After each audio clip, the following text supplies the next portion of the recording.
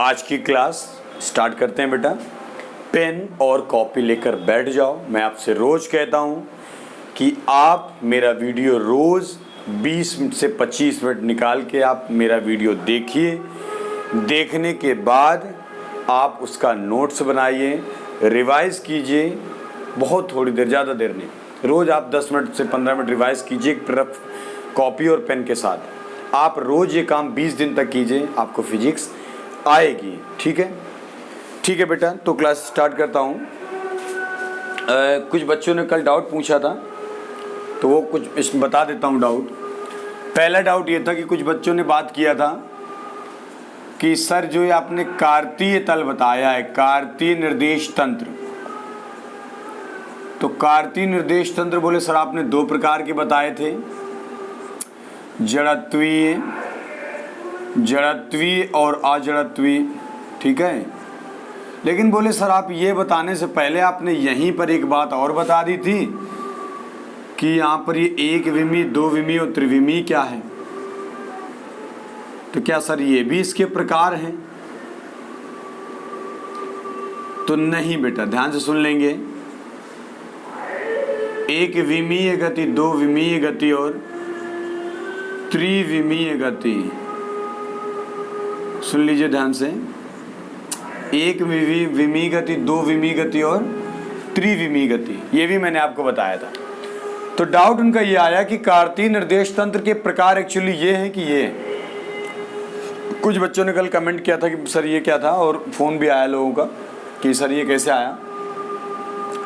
तो बेटा कार्तीय निर्देश तंत्र 2 प्रकार के होते हैं, जड़त्वीय निर्देश तंत्र, अजड़त्वीय निर्देश तंत्र। ये किसके प्रकार है? कार्तीय निर्देश तंत्र के। लेकिन जो कार्तीय निर्देश तंत्र की वर्क मतलब कार्य प्रणाली है, वर्क मेथड, जो कार्य प्रणाली है, जो कार्य है वर्किंग, वो 3 मोशन में होता है। 3 मोशन में उसको रिप्रेजेंट किया जाता है, उसको प्रदर्शित किया जाता है। और वो 3 मोशन है, 1 विमीय गति जिसको सरल रेखीय गति भी कहते हैं। 1 विमीय गति को क्या कहते हैं बेटा? सरल रेखीय गति भी कहते हैं। क्या कहते हैं? सरल रेखीय गति। इसको नाम है इसका सरल रेखीय गति। दूसरा द्विविमीय गति, 2 डायमेंशनल, ये 1 डायमेंशनल, 2 डायमेंशनल, 3 डायमेंशनल, त्रिविमीय गति। ठीक है, तो मैंने आपको बताया था कि एक विमीय गति को शो करने के लिए कोई भी एक एक्सिस ले लिया, मूल बिंदुओं से चला दिया, चला गया, 1 विमीय गति हो गई। ठीक है, कोई भी एक पॉइंट ले लिया, एक सरल रेखा, ये मूल बिंदु हो गया इस तरीके से, तो ये 1 विमीय गति हो गई। 1 विमीय गति। जैसे अगर सीधी सड़क पे बस जा रही है तो 1 विमीय गति है। अगर मैं बात करता हूँ 2 विमीय गति की, तो रोड पे, ध्यान से सुनेंगे, 2 विमीय गति की मैं बात कर रहा हूँ। 2 विमीय गति को हम सिमिलरली इस तरीके से प्रदर्शित करते हैं, एक एक्स और वाई एक्सिस में, ये वाई, ये एक्स डैश एक्सिस, ये वाई डैश एक्सिस। तो ये 2 विमीय गति को हमेशा इसमें प्रदर्शित किया जाता है, यहाँ इसमें मूल बिंदु होता है। और मैंने आपको बताया था कि इसको प्रदर्शित करने के लिए अगर मान लो यहाँ पर पॉइंट कोई है, तो ये डिस्टेंस, अगर ये डिस्टेंस x है, ये y है, ठीक है, तो यहाँ पर पॉइंट x, y बन जाता है। ये बताया था हमने 2 विमीय गति निकालने के लिए। ठीक है ना। अब बात करते हैं त्रिविमीय गति। तो त्रिविमीय गति के लिए 3 डायमेंशनल फिगर बनता है ये इस तरीके से। ठीक है, और यहाँ पर मैंने मान लिया कोई पॉइंट कहीं पर भी है। ठीक है, इस तरीके से ध्यान दें, ऐसे हो गया, ऐसे हो गया। ठीक है, और ये कहीं पर ये पॉइंट है, इससे कहीं जा रहा है, तो तीनों के दूरी मान लेंगे, पॉइंट बना देंगे, आ जाएगा x y z। ये x एक्सिस हो जाता है, ये y एक्सिस हो जाता है, ये z एक्सिस हो जाता है। तो कुल मिला के उनका डाउट ये था कि कार्तीय निर्देश तंत्र कितने प्रकार के होते हैं। तो 2 प्रकार के होते हैं, जड़त्वीय, अजड़त्वीय निर्देश तंत्र। और ये 3 प्रकार की गतियों में इसको एनालाइज किया जाता है, विश्लेषण किया जाता है, पढ़ा जाता है। इसलिए बेटा जो है इसको मैंने साथ में आपको जोड़ के शॉर्ट में बता दिया था। ठीक है, सरल रेखा में गति कर रहा है कोई पिंड, तो वो 1 विमीय गति होता है। ठीक है, जहाँ पर उसके 2 जाने के रास्ते हों, चाहे इस तरफ जाए या इस तरफ, 2 दिशाओं में अगर जाने के रास्ते होते हैं तो जो है द्विविमीय कहलाता है। और अगर 3 दिशाओं में जाने के रास्ते होते हैं तो वो त्रिविमीय कहलाता है। मतलब आकाश में उड़ती जो चिड़िया है उसे त्रिविमीय गति कहा जाता है। बात समझ में आ गई ना। तो ये था बेटा पहला डाउट। आई होप आपका डाउट क्लियर हो गया होगा। अच्छा, नेक्स्ट देखेंगे। नेक्स्ट स्टूडेंट का डाउट था कि सर पहली क्लास में, जो पहली क्लास बताया था उसमें बच्चों को कुछ का, एक दो बच्चों ने कुछ कॉल किया, उन्होंने डाउट पूछा कि सर ये बताइए, आपने बता दिया सर कि स्थानांतरीय गति, स्थानांतरीय गति, आपने कहा जब कोई पिंड एक सरल रेखा में गति करता है तो स्थानांतरीय पिंड होता है। बेटा बिल्कुल ही शॉर्ट लैंग्वेज में मैंने आपको बिल्कुल सिंपल भाषा में ये बता दिया था कि जब कोई पिंड सरल रेखा में गति करता है तो उसकी गति सरल रेखीय मतलब स्थानांतरीय गति कहलाती है। और उदाहरण दे दिया था कि ये सड़क पर चलती बस, ठीक है, या पटरियों पर चलती ट्रेन, या मान लो ऊपर से गिरता है एक पिंड। लेकिन अब एक्चुअली में जब डाउट आपने पूछा तो मैं आपको बता देता हूं, जो भी निकाय या पिंड, जो भी निकाय या पिंड इस प्रकार से गति करता है या करें कि उसकी रचना करने वाले समस्त कण परस्पर समांतर गति करते हैं। तो समांतर गति कब करते हैं? जब वो एक सरल रेखा में होते हैं तब। इसलिए मैंने उसको सिंपल भाषा में दे दिया गया है कि जब कोई पिंड सरल रेखा में गति करता है तो उसे स्थानांतरीय गति कहते हैं। समझ गए बेटा? स्थानांतरीय गति क्यों कहा मैंने कि सरल रेखा में गति करता है? क्यों ऐसा कहा? क्योंकि जितने भी निकाय के संरचना या रचना करने वाले कण हैं वो सभी परस्पर समांतर गति करते हैं, पैरेलल। ठीक। एक बच्चे का मेरे पास क्वेश्चन आया था व्हाट्सएप पे, उसने कहा था सर ये बताइए स्पीडोमीटर क्या होता है और एक्चुअली में किसके लिए होता है स्पीडोमीटर? बेटा बहुत इंपॉर्टेंट क्वेश्चन है, ना जाने कितने कॉम्पिटिटिव क्वेश्चन में भी आता है कि व्हाट इज स्पीडोमीटर। तो देखो स्पीडो से एक वर्ड निकल के आता है स्पीड, स्पीड, स्पीडो से निकल के आ रहा है स्पीड। अरे भैया स्पीड, तो ये स्पीड निकल के आ रही है स्पीडोमीटर से, ठीक है बेटा। तो जब स्पीडोमीटर से स्पीड निकल के आ रही है, क्या निकल के आ रही है? स्पीड। तो इसका मतलब स्पीड का मतलब होता है चाल। स्पीड इंग्लिश में होता है, हिंदी में कहते हैं चाल। तो स्पीडोमीटर को जब कुछ न पता हो तो आप कह सकते हैं चाल के मापन के लिए, चाल को मापने के लिए स्पीडोमीटर का प्रयोग किया जाता है, चाल को मापने के लिए। लेकिन अगर हम बात करें कि पर्टिकुलर किस चाल को, चाल की चार प्रकार पढ़ाएं, तो बेटा पर्टिकुलर तात्क्षणिक चाल जो होती है,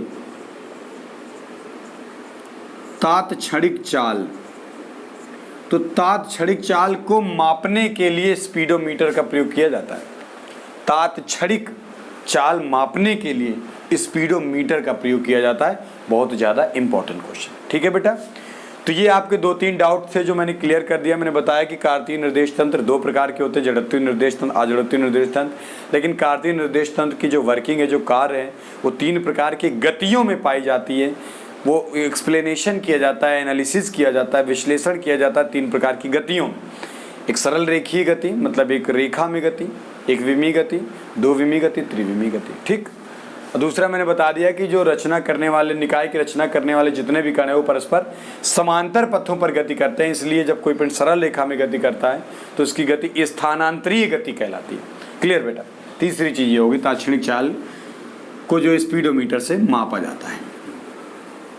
आई होप आपके बेटा डाउट क्लियर हो गए होंगे। अब मैं आज का टॉपिक स्टार्ट कर रहा हूँ। आज का अपना जो टॉपिक है बहुत ही अच्छा, बहुत ही इंपॉर्टेंट टॉपिक है।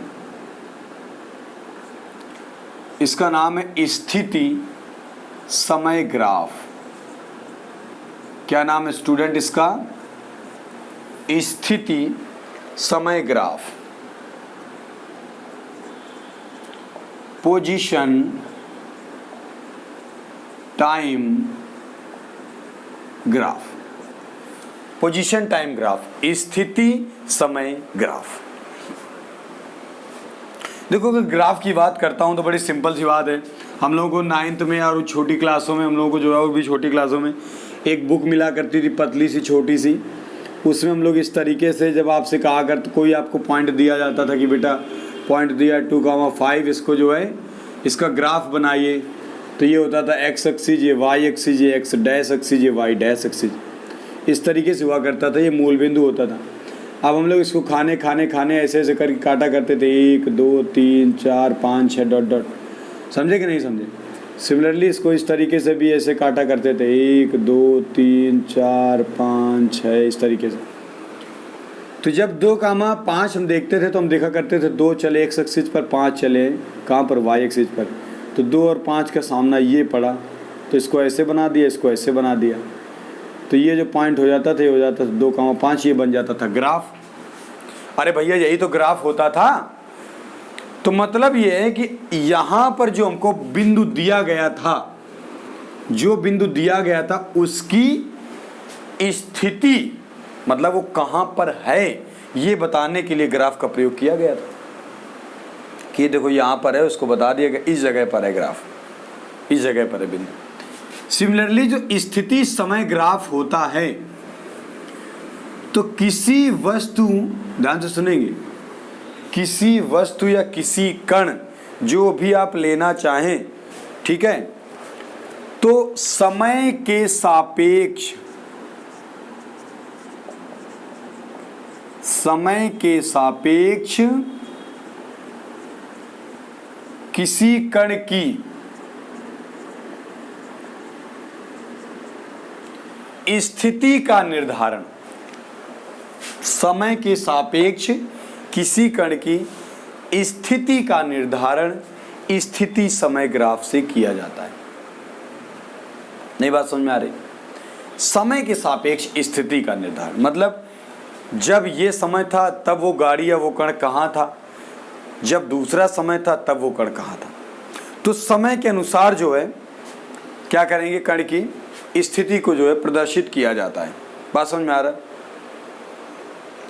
इसका मतलब क्या हो गया कि जब कोई पिंड एक सरल रेखा में गति कर रहा है, काय पर, सरल रेखा में, तो जब कोई पिंड एक सरल रेखा में गति कर रहा है स्टूडेंट, तो उसकी गति का निर्धारण, ध्यान से सुनेंगे, जब कोई कण सरल रेखा में गति कर रहा है तो उसकी गति का निर्धारण, किसका, गति का निर्धारण स्थिति समय ग्राफ द्वारा किया जाता है। जो गति का निर्धारण है वो स्थिति समय ग्राफ के द्वारा किया जाता है और इसके लिए 2 अक्ष लिए जाते हैं। एक होता है समय अक्ष, क्या होता है, समय अक्ष, और एक होता है स्थिति अक्ष। समय अक्ष स्मॉल टी, स्थिति अक्ष स्मॉल एक्स। तो अब वही चीजें हम लोग लेंगे। सपोज करेंगे ये ओरिजिन हो गया, ये एक्स एक्सिस हो गया और ये वाई एक्सिस हो गया। तो समय अक्ष को एक्स एक्सिस पर लेते हैं, ये मूल बिंदु हो जाएगा और ये हो जाएगा आपका समय अक्ष। इसके लिए समय अक्ष को एक्स अक्ष पर लेते हैं और स्थिति अक्ष को, स्थिति को कहां पर लेते हैं, वाई एक्सिस पर लेते हैं।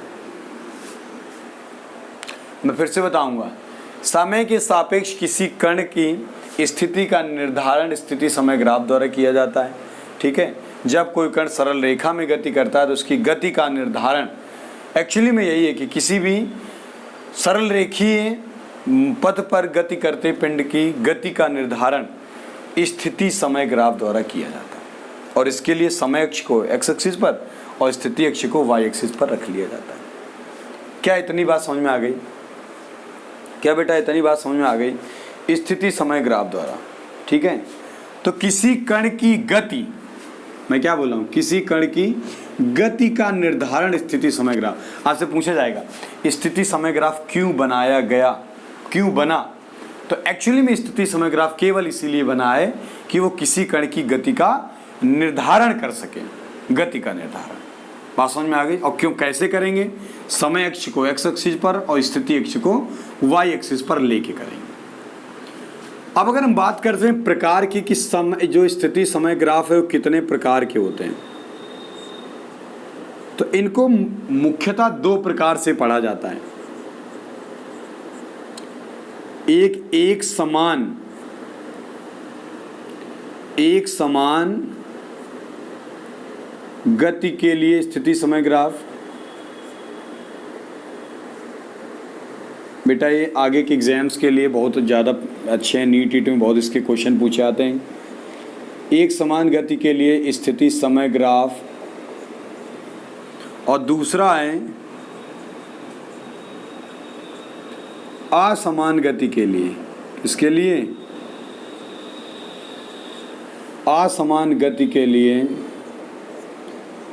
स्थिति समय ग्राफ। एक समान गति के लिए स्थिति समय ग्राफ और असमान गति के लिए स्थिति समय ग्राफ, ये दो प्रकार के होते हैं। बात समझ में आ रही?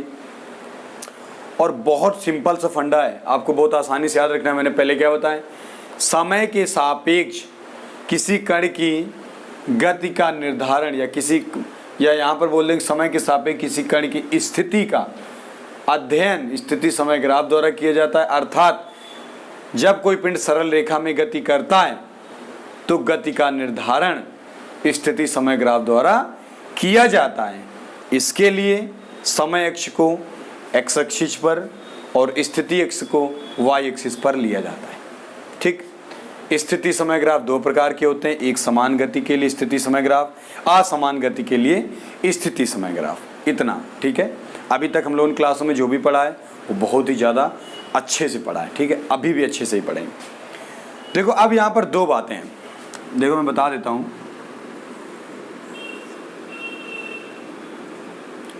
ये भी मूल बिंदु हो गया, ये समय है और ये दो है स्थिति है एक्स, ये वाई एक्सिस और ये एक्स एक्सिस। ठीक है बेटा, फिगर सही ना बना हो तो बना लीजिएगा। आइए, फिगर सही नहीं बना है, ध्यान से देख लेंगे। ठीक है, ऐसे ध्यान दो।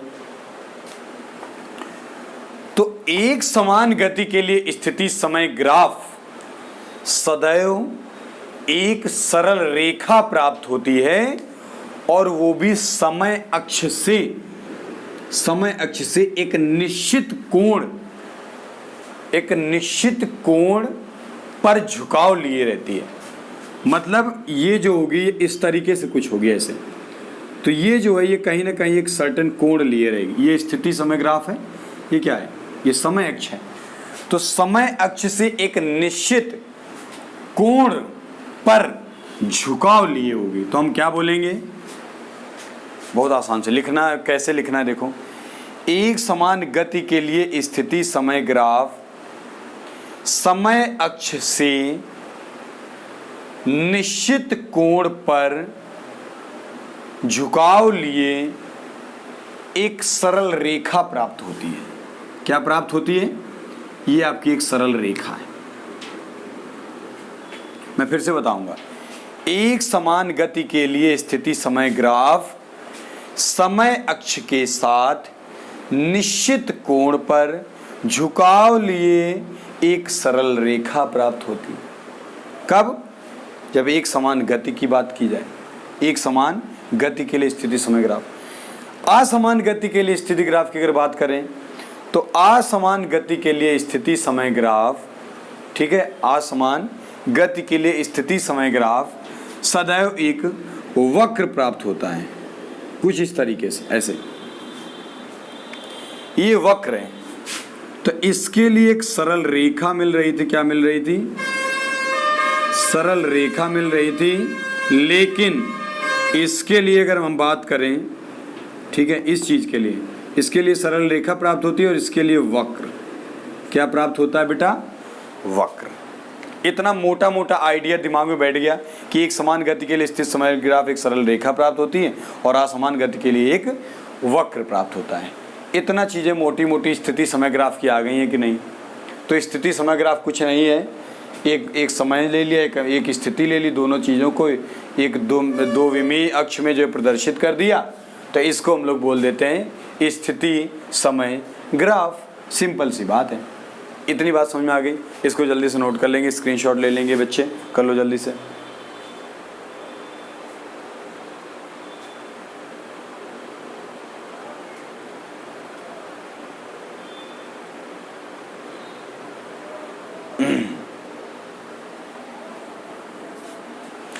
ठीक है, मैं स्टूडेंट कर लिए हूँ, इसका स्क्रीनशॉट ले लिया, आगे करें। दिल का दरिया बह ही गया, इश्क इबादत तू बन गया, खुद को मुझे तू सौंप दे, मेरी जरूरत तू बन गया। अब देखो जरा बेटा, अब हम क्या करेंगे, स्थिति समय ग्राफ से पहले लेंगे एक समान गति के लिए, जो एक समान के लिए बताया था, यूनिफॉर्म एक समान के लिए, एक समान गति के लिए, एक समान गति के लिए स्थिति समय ग्राफ से वेग का निर्धारण, किसका निर्धारण, वेग का निर्धारण पढ़ेंगे, वेग का निर्धारण। तो वेग को किस तरीके से निर्धारित करना है ये बात देखेंगे। हम इसके लिए क्या करेंगे, मानेंगे,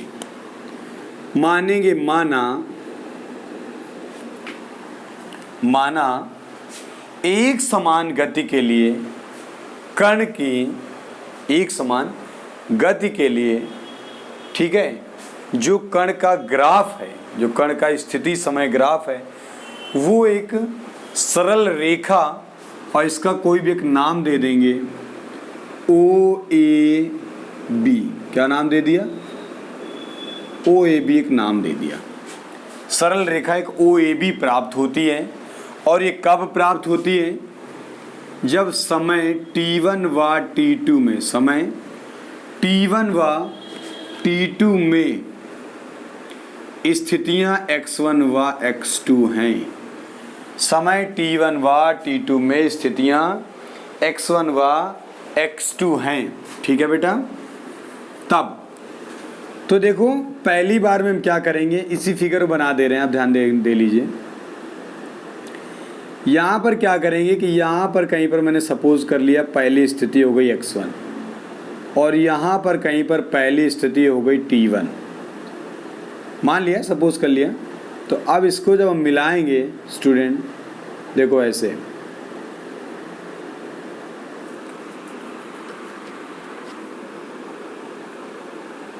ठीक है,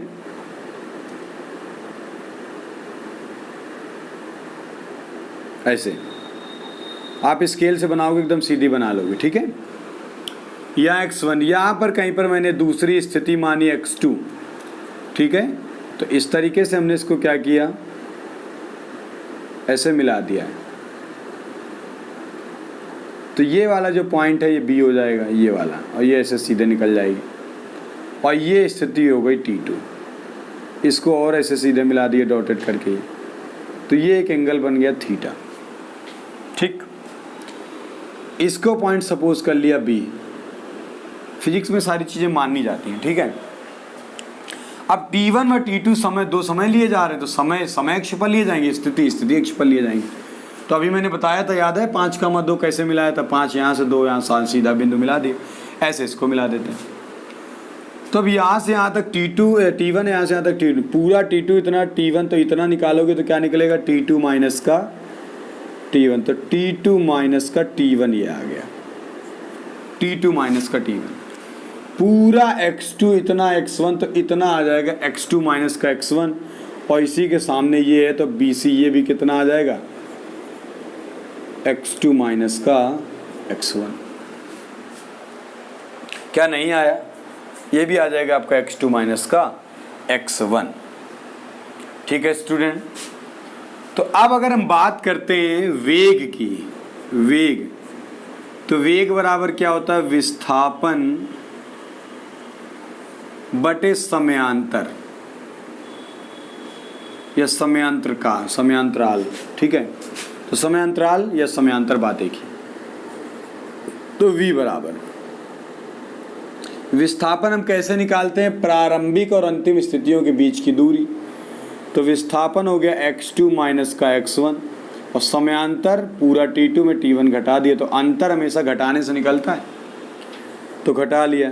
तो v बराबर x2 माइनस x1 अपान t2 माइनस t1। तो x2 माइनस x1 बटे t2 माइनस t1, ध्यान देंगे x2 माइनस x1 क्या है, b c, देखो ध्यान से, और t2 माइनस t1 क्या है, चूंकि जितना ये है उतना है पैरेलल ये वाला, तो AC हो जाएगा, क्या हो जाएगा AC। क्यों, चूंकि ले रहे हैं, चूंकि ये कहानी हम पढ़ रहे हैं ट्रायंगल कौन सा, A B और C में, ये जो ट्रायंगल है इस वाले ट्रायंगल की बात करें। तो बाय फिगर हम क्या बात कर रहे हैं,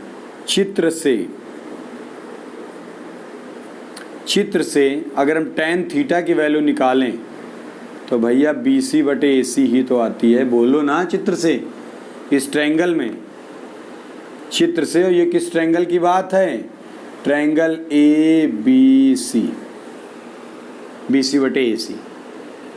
तो इसका मतलब जो वेग है वो आ गया tan थीटा के बराबर, और जो tan थीटा है यहाँ पर, ये जो है सरल रेखा का ढाल है, प्रवणता है, ढाल है या प्रवणता है। तो एक समान गति के लिए स्थिति समय ग्राफ में जो वेग होता है वो सदैव उस सरल रेखा की, ठीक है, झुकाव से ढाल होती है या प्रवणता होती है। जो ढाल है आप देख रहे हैं, ढाल इसी को बोलते हैं। तो प्रवणता या ढाल, आप मैथ में हाई स्कूल में पढ़ेंगे, प्रवणता या ढाल बात एक ही बात है। तो क्या लिखेंगे, माना समय t1 व t2 में किसी कण की स्थितियां x1 व x2 हैं, अतः कण का वेग निकाल लेंगे। और नीचे क्या लिखेंगे, अतः एक समान गति में कण का वेग, ठीक है, एक समान गति में कण का वेग सदैव सरल रेखा की ढाल होती है, प्रवणता होती है। ठीक है, इतना है। ये फिगर बना लीजिए और इतना जल्दी से नोट कर लीजिए, जल्दी कीजिए बेटा।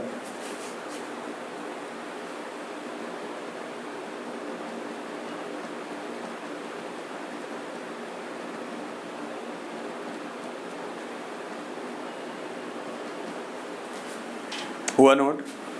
इस बात को लिख दूं क्या? लिखेंगे कण का वेग बराबर सरल रेखा की ढाल, और सरल रेखा है क्या? स्थिति समय ग्राफ है। तो स्थिति समय ग्राफ की ढाल या प्रवणता, स्थिति समय ग्राफ की ढाल या स्थिति समय, ठीक है, जो वक्र मिला है हमको, जो रेखा मिली है हमको, उसका जो है ढाल, ठीक है, स्थिति समय ग्राफ की जो ढाल है उसको ले लेंगे हम लोग।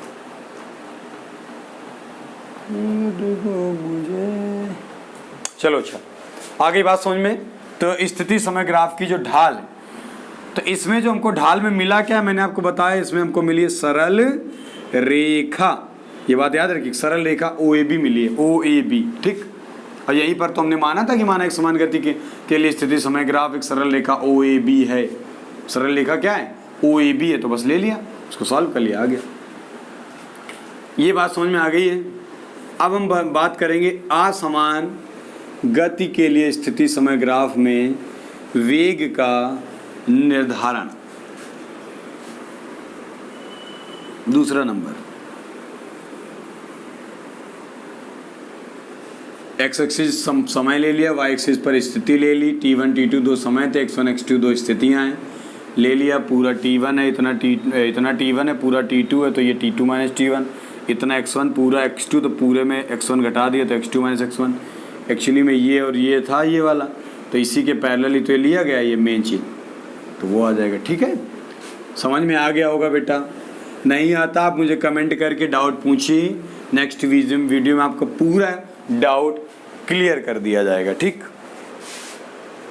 असमान गति के लिए स्थिति समय ग्राफ, ठीक है, अभी काय के लिए था? एक समान गति के लिए था। आप किसके लिए है? असमान गति के लिए स्थिति समय ग्राफ में वेग का निर्धारण। माना असमान स्थिति समय ग्राफ में, क्या मान रहे हैं? माना स्थिति असमान गति के लिए स्थिति समय ग्राफ में या स्थिति समय ग्राफ एक वक्र OAB है, इसमें वक्र OAB है, ठीक है। थोड़ा टेढ़ा मेढ़ा बन गया स्टूडेंट। क्या है वक्र? बोले वक्रतुंड महाकाय सूर्यकोटि संप्रभा निर्विघ्नं कुरु मे देव सर्वकार्येषु सर्वदा, है ना। चलो जान दो। तो बेटा ये एक्स एक्सिस, ये वाई एक्सिस, तो यहाँ पर भी ये O हो गया, यहाँ पर कहीं इस तरीके से अभी मिलाएंगे जो है, कहीं से भी यहाँ पर पहले पॉइंट मानेंगे, यहाँ पर ही बेटा वही सेम प्रोसेस, कोई अलग काम नहीं, वही सेम प्रोसेस। ये समय t1, ये स्थिति x1, आगे बढ़ के गए यहाँ से ऐसे, तो ये स्थिति ये समय t2, स्थिति x2, ठीक है। तो कहीं ना कहीं ये जो टेढ़ा बन रहा है, तो ये छोटी सी जीवा बन जाएगी ऐसे, इसको क्या कहेंगे? जीवा। इसको आगे मिला देंगे इस तरीके से, ये पॉइंट C हो गया, ये पॉइंट B हो गया, ये A हो गया। तो वक्र OAB मिलता है। आज समान में हमको क्या मिलता है? वक्र OAB मिलता है। तो इसमें है ये वक्र, ठीक है। क्या है इसमें? वक्र है, वक्र। तो वही चीज फिर से मान लेंगे क्या? समय, माना समय t1 व t2 में स्थितियां x1 व, बहुत थोड़ा सा लिखना होता है, ज़्यादा नहीं लिखना होता है। पहला क्या बताया था? असमान गति के लिए स्थिति समय ग्राफ वक्र OAB है। क्या लिखेंगे? माना असमान गति के लिए स्थिति समय ग्राफ वक्र OAB है, ठीक है। यदि t1 और t2 समय में स्थितियां x1 व x2 हो तो। अब असमान गति के लिए तो यहाँ वेग नहीं निकलेगा, यहाँ औसत वेग निकलेगा बेटा। क्या निकलेगा? औसत वेग। तो औसत वेग बराबर फिर से वही बात क्या आ जाएगी? क्या होता है? कुल विस्थापन बटे कुल समयांतर। तो विस्थापन x2 माइनस x1 बटे t2 माइनस का t1, ये विस्थापन हो गया, समयांतर हो गया। तो अब देखो वही बात यहाँ पर भी है भाई, ये x2 माइनस x1 है, तो ये भी कितना आ जाएगा? x2 माइनस का x1 आ जाएगा। ये t1 चूँकि पूरा t2 है इतना, और इतना t1 अभी बताया, तो ये कितना निकल आएगा? t2 माइनस का t1। बेटा बहुत मेहनत कर रहा हूँ, समझ में आ जाए। अगर आ रहा हो तो ज़रूर बेटा इसको शेयर, लाइक एंड सब्सक्राइब कर दो, लोगों तक पहुँचा दो इसको। जो गरीब बच्चे हैं जो पढ़ना चाहते हैं एक एक बात, और अगर नहीं आ रहा है आप मुझे कमेंट करके बताओगे, मैं ये वीडियो फिर बना के दूंगा, स्थिति समय ग्राफ फिर और किसी मेथड से समझाने की कोशिश करूंगा, ट्रिक से, ठीक। हालांकि है बड़ा सिंपल सा। असमान गति के लिए स्थिति समय ग्राफ वक्र OAB है। असमान क्या माना हमने? माना असमान गति के लिए स्थिति समय ग्राफ वक्र OAB है, और यदि समय t1 व t2 में स्थितियाँ x1 व x2 हो तो औसत वेग डायरेक्ट कर देना है। x2 माइनस x1 क्या है? BC, और ये VAV निकल रहा है, वेग जो है औसत वेग, एवरेज, और ये क्या आ जाएगा? AC।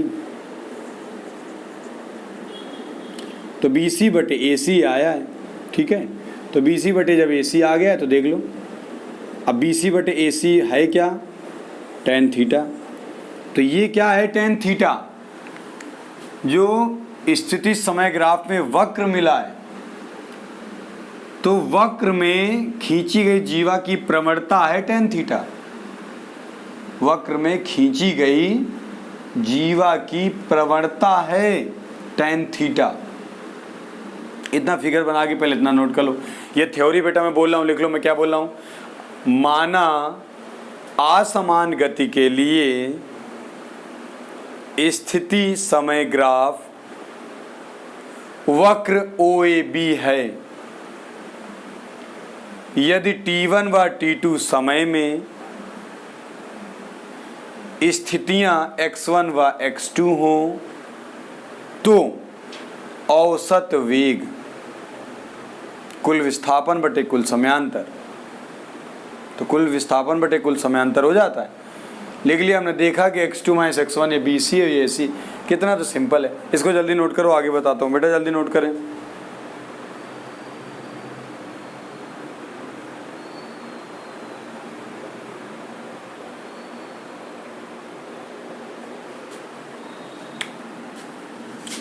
ठीक है, तो इसमें वेग क्या हो जाएगा, वेग बराबर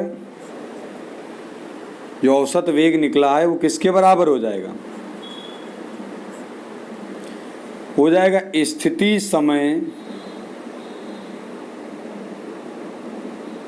स्थिति समय वक्र में